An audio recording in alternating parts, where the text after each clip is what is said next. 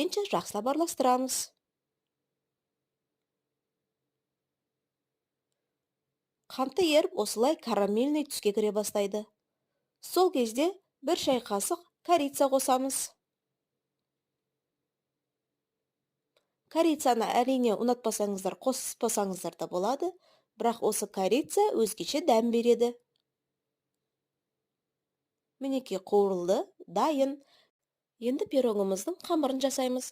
Ол үшін 4 жұмыртқаға 1 пиала қант қосып, жақсылап көпіргенше миксерлейміз.